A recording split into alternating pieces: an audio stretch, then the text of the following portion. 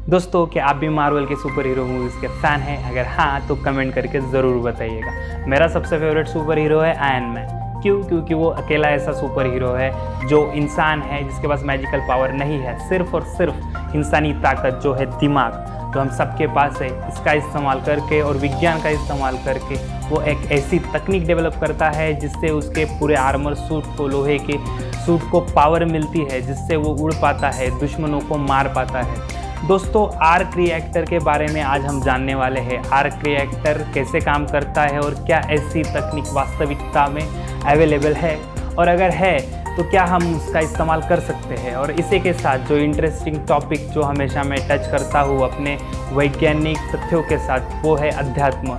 और इसी के साथ हम जानने वाले हैं कि क्या हमारा शरीर में आत्मा होती है, अगर होती है तो क्या इसका वैज्ञानिक प्रूफ है।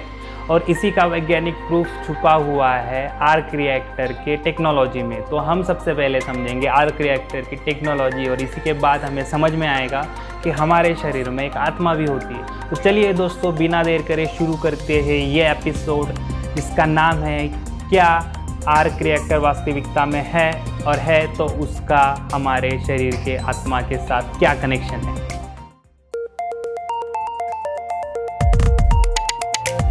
दोस्तों, आर्क रिएक्टर क्या है?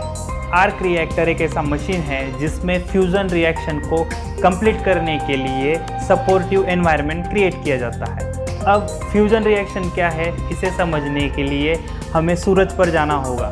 सूरज पर हमेशा फ्यूज़न रिएक्शन चलता रहता है, और इसी की बदौलत हमें हमारे पृथ्वी पे एनर्जी मिलती है, जिससे हमारी पूरी लाइफ साइकिल काम करती है। दोस्तों, ये एनर्जी फ्यूज़न रिएक्शन के माध्यम से हमें मिलती है। फ्यूजन रिएक्शन का मतलब क्या है? फ्यूज हो जाना मतलब एक जीव हो जाना। किसका? दो अणुओं का न्यूक्लियस जब साथ में आता है तो फ्यूज होकर हेवियर जड़ एलिमेंट बनाते हैं। इस रिएक्शन को फ्यूजन रिएक्शन कहते हैं। दोस्तों, इसकी ट्रिक क्या है? दो अणु जब साथ में आते हैं तो वो लाइटर फॉर्म में होते हैं। मतलब अगर एक अणु का वजन 40 kg, दूसरे का 40 kg है, तो इसका एनर्जी अगर साथ में आ जाए तो 80 kg एनर्जी होनी चाहिए। लेकिन इससे जब हेवियर एलिमेंट बनता है, हीलियम जिसे कहते हैं, दो हाइड्रोजन का साथ में आके हीलियम बनता है, तो हीलियम जो है उसका वेट जो है 80 kg होना चाहिए, लेकिन ऐसा नहीं होता। उसका वेट उल्टा कम हो जाता है, जो 70 kg हो जाता है। तो बचा हुआ 10 kg कहाँ गया? और यही एनर्जी हमें एनर्जी के फॉर्म यूज़ करते हैं, और इसी रिएक्शन को फ्यूजन रिएक्शन कहा जाता है। अब अगला सवाल, क्या आर्क रिएक्टर वास्तविकता में है? जवाब है हाँ। आर्क रिएक्टर वास्तविकता में डेवलप किया जा रहा है MIT द्वारा। पुणे वाला MIT नहीं, USA वाला MIT द्वारा ये क्लेम किया गया कि आर्क रिएक्टर 2025 तक बन के रेडी हो जाएगा। दोस्तों, अब अगला सवाल, क्या इसे आयरन मैन के सूट की तरह यूज़ किया जा सकता है? जवाब है ना, क्योंकि जो एक्चुअल में बनने जा रहा है उसकी साइज़ बहुत बड़ी है, और जो आयरन मैन में दिखाया गया उसकी साइज़ बहुत छोटी है, और इसी कारण से उसका काम करना नामुमकिन हो जाता है। दोस्तों, अब जो एक्चुअल में आर्क रिएक्टर बन रहा है उसका क्या यूज़ होने वाला है, उसका आप सीधी भाषा में समझने की कोशिश करें तो एक गिलास पानी से आप पूरे शहर को 7 दिन तक बिजली दे सकते हैं। इतनी ऊर्जा एक आर्क रिएक्टर क्रिएट कर सकता है। और दोस्तों, ये बात पूरी तरह से सच है। आपको जान के शॉक लगा होगा, और ये सच है। दोस्तों, अब हमारा अगला सवाल, क्या आर्क रिएक्टर के फ्यूजन रिएक्शन से हमें ये प्रामाणिक तथ्य मिलता है, या फिर प्रामाणिक वैज्ञानिक प्रूफ मिलता है, क्या हमारे शरीर में आत्मा है? तो इसका जवाब है हाँ। कैसे?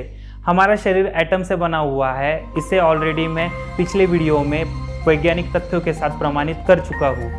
अब आगे बढ़ते हुए, हमारा शरीर अगर एटम से बना हुआ है तो ये भी फ्यूजन रिएक्शन के मदद से ही बना हुआ है। फ्यूजन रिएक्शन इस बात का प्रमाण देता है कि दो लाइटर एलिमेंट साथ में आने के बाद हेवियर एलिमेंट बनता है। इसको अगर हिंदी में अनुवादित किया जाए, लाइटर एलिमेंट यानी कि चेतन अवस्था, और हेवियर एलिमेंट यानी कि जड़ अवस्था, इसी का अनुवादन जड़ में होता है। तो दोस्तों, इससे हमें क्या समझ में आता है कि जड़ अवस्था चेतन अवस्था के बाद ही आती है। चेतन अवस्था से जड़ अवस्था बनती है। इसीलिए इन शब्दों का प्रयोग विज्ञान में, हमारे शास्त्रों में किया जाता है कि हमारा जो जड़ शरीर है, हमारा जो शरीर एटम से बना हुआ है, जड़ शरीर जो है वो चेतन शरीर यानी कि लाइटर एलिमेंट से बना हुआ है। और इसी बात का प्रमाण फ्यूजन रिएक्शन है। और इसी तर्क के आधार पर मैं अविनाश इस बात को क्लेम करता हूँ कि जो हमारा शरीर है जो चेतन अवस्था से बना हुआ है, इसी चेतन अवस्था को हम आत्मा कहते हैं। इसी तर्क के आधार पर हमारे शरीर में आत्मा का वास होता है, ये बात प्रमाणित होती है।